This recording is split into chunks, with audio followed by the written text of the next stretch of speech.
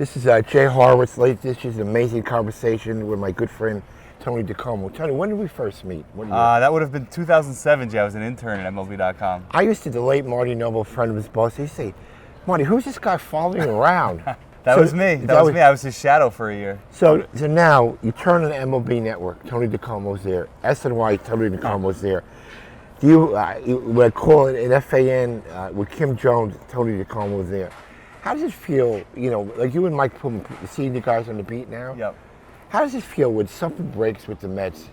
They call you. So you're calling me old, is what you're calling me? Well, no, I'm 77, so I'm a lot older than you. But it's got to make you feel good with your career. It's cool. It's you know, you want to in this job be, you know, kind of the foremost expert, right? Right. So you want to have that gravitas. So yeah, it feels good when people call you and something happens and they want to have your take on it. They want to have your opinion on it. They know that you're around and talking to the right people and know to a certain extent what's going on in the organization. So that is cool. It's flattering when you get those kinds of calls. Did you have to, how did you get to be comfortable? I said that because you're a friend, very comfortable, short sound clips. How did you get to the point where you were comfortable doing that? I mean, I don't know if I still am, to be honest with you. It's never something that came naturally to me. And but that's what I get college kids reach out to me all the time. What do you need to do to succeed in this business, to get jobs, that sort of thing. And it's not like it used to be. Like when you first started, Jay, it's, you know, the beat writers, they wrote 2 stories a day, right, and that was their job, and then they went home. Now it's so much more than that you have to be proficient in. You have to be able to do stuff on camera, on air, or it's just part of the daily day-to-day. So it's kind of like forcing yourself to do the things because it's part of the job. I mean, MLB.com, I should have done myself. So when did you become the guy? In what year? 2010. What do you remember? That was Terry Collins' first year? Yeah. What do you remember working with Terry? I remember when the Mets were interviewing Terry Collins, and I didn't know him at all. Right. But I knew his reputation as kind of like a fiery guy. Right. He had gotten into some hot water in previous stops, and I was like, oh boy, what am I getting myself into? And he wound up being such a great guy to work with. Really personable, a nice man. Helpful, so it wound up being great. I mean, it's a relationship that I still have, obviously, today. I see Terry around all the time. It's always good to see him. But yeah, I remember being intimidated by the idea of Terry Collins, and then the guy who showed up wound up being very different. What are your memories from the early years with the Mets? I mean, we weren't a very good team in the 2000. Santana's no-hitter, you were there for that? I was off that night. Right. It was the first game back from a road trip, if I remember right. And yeah, most of the regular beat was coming off the trips that they were off. And funny story about that, I was actually at a bachelor party in Atlantic City with a bunch of Mets fans who were there, and it was in the very kind of early days where you could get MLB TV on your phone. We couldn't get the Mets game on local television down there because it was all Phillies stuff. So I had my little smartphone, like my first smartphone I ever had, up on top of the TV, and there were like 8 or 9 guys crowded around watching the final outs of Johan's no-hitter. Tony, not getting that blowing smoke, you worked the clubhouse, and not getting into the names, you've broken a lot of stories the last couple of years. I mean, I don't want to mention names, but how do you walk the line between getting the players' trust and being able to get stuff on your own? You know, wasn't a thing that MLB wasn't supposed to break stories, or, I mean, look, but you broke a lot of stories. How did you get to the point where the players trusted you? We're not going into specifics. Well, I think it's just about being a human being, right? Like, you cover these guys, they're celebrities. And you know, they have certain interactions every day, but if you can build that level of trust where my relationship with them is the same as you and I talking right now, having a conversation, and they see me as a human being, not necessarily a reporter, that's how you build that trust. And at the end of the day, they know that I'm here to do a job. I know that I'm talking to them to do a job, and there is that level of professionalism as well. But I think it's more about having it feel a little less transactional, right? Where I'm just coming to you because I want to get information. Maybe you brought up a good point. I existed in the locker room for 38 years. Yeah. I try to treat the 25th guy like the number 1 guy. Exactly. When I went to the guy's locker room, it wasn't, Bob, could you do this for me? I said when they saw me coming, I didn't want to be a suit. Yeah, and you know what's funny is back in, it was 2010, 2011 when Jeremy Hefner, this is a great example, was end of the roster, just trying to make a roster, wound up starting a few games for the Mets over the years. But I remember that spring, I tried to talk to all the guys in there and having some good conversations with him. building a relationship with him, never thinking anything would come of it other than, Right. hey, a couple of human beings interacting.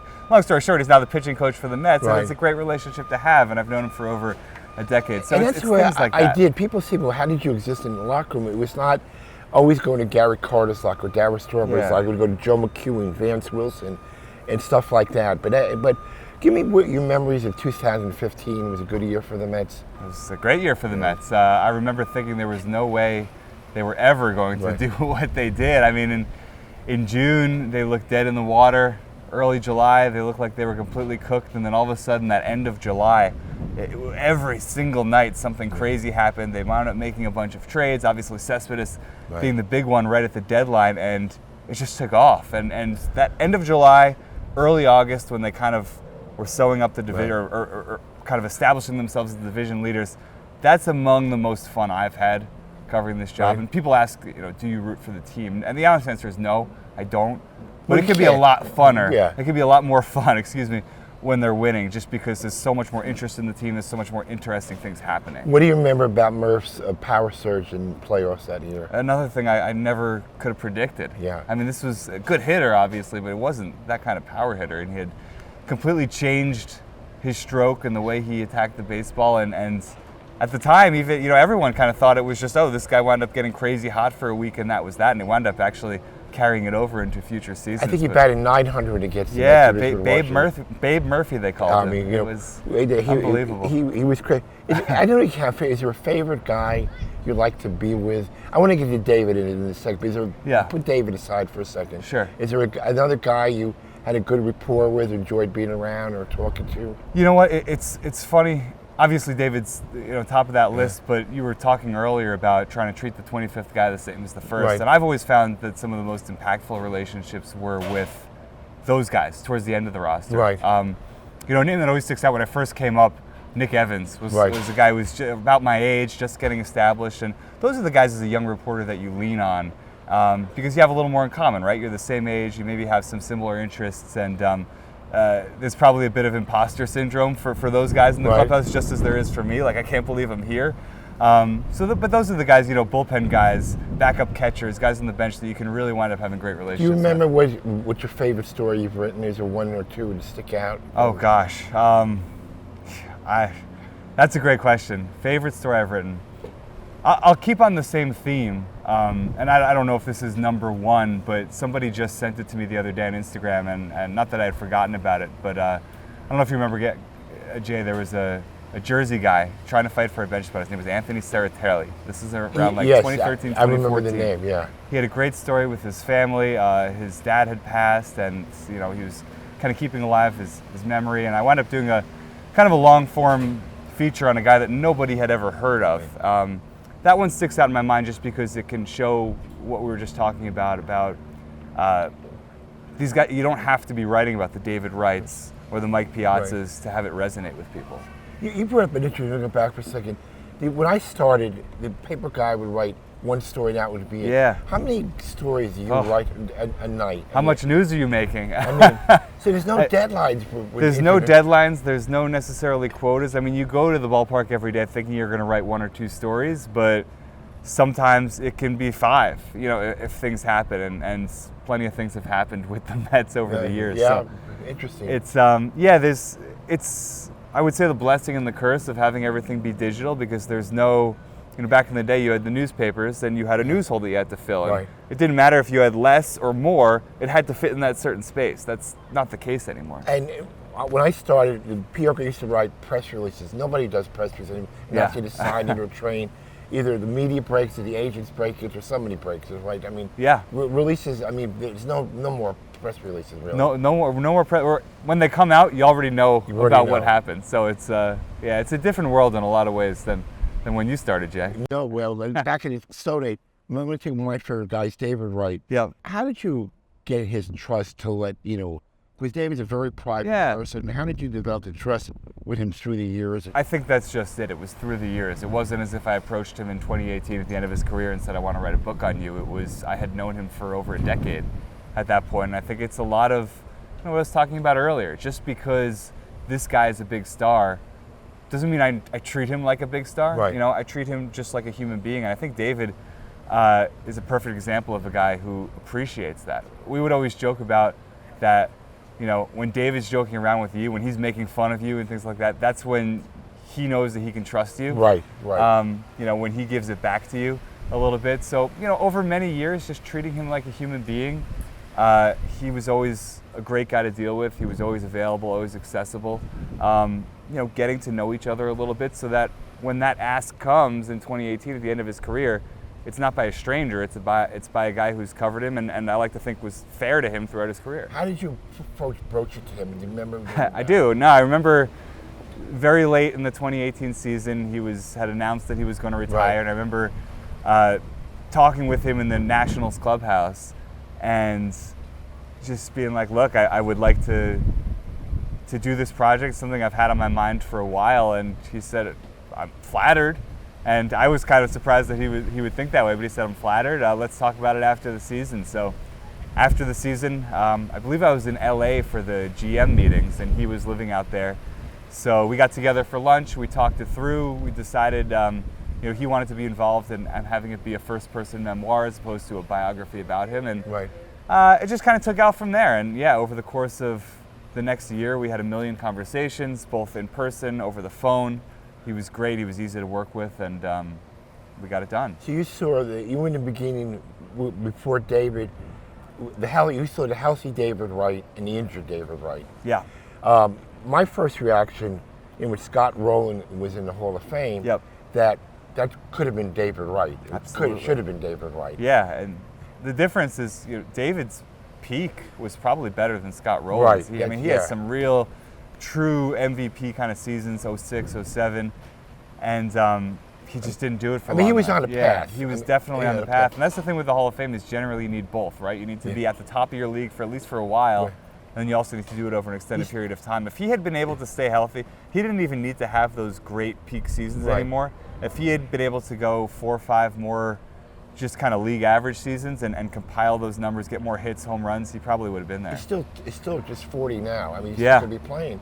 So he had 242 home runs, 970 RBIs, close to 2,000 hits.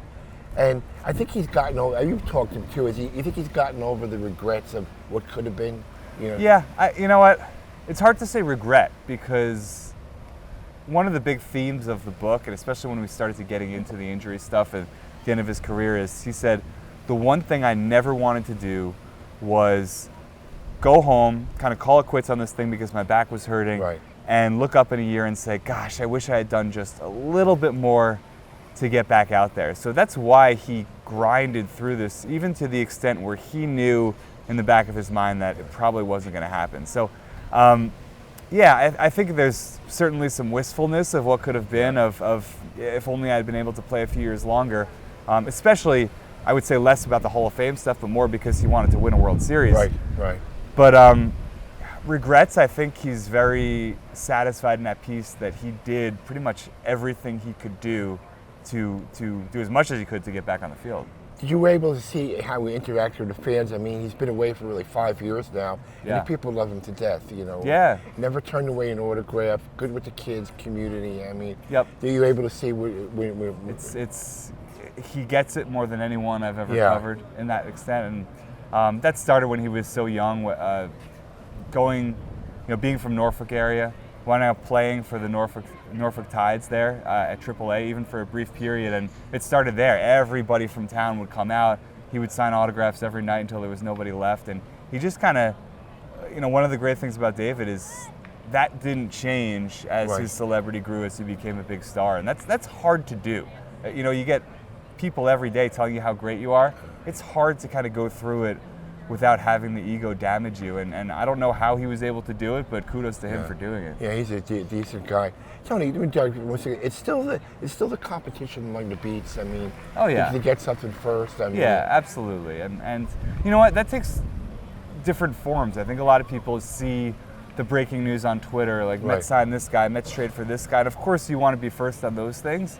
But it also takes the form of, if there's a good story in that clubhouse, I get just as upset, if not more upset, if somebody else finds it, gets it, writes Right. it before I can. So, again, it goes back to just having a pulse of the room and the guys in it, and what's interesting, what's new, what people are going to want to read. After COVID, when you go in a locker, do you target a particular guy, or you just see what's news, or COVID was tough. COVID was tough because everything was on Zoom, so we were kind of at the mercy of who was going to go in the Zoom room that day. You didn't really have access to the guys, and then even in 2021, when we got back on the field for batting practice, and you could, talk to guys, flag them down for a brief interview.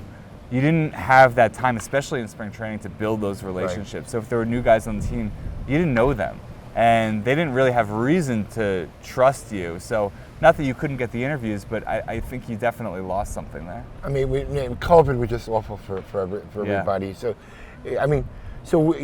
going forward this year, any change of your philosophy of writing, or just keep doing what you're doing? Keep doing what I'm doing. My philosophy is that I just want to always try and have a sense of what people are going to want to read about. Oftentimes that's the stars, and the Mets have a lot of them. Right? Alonso, Lindor, Scherzer, Verlander.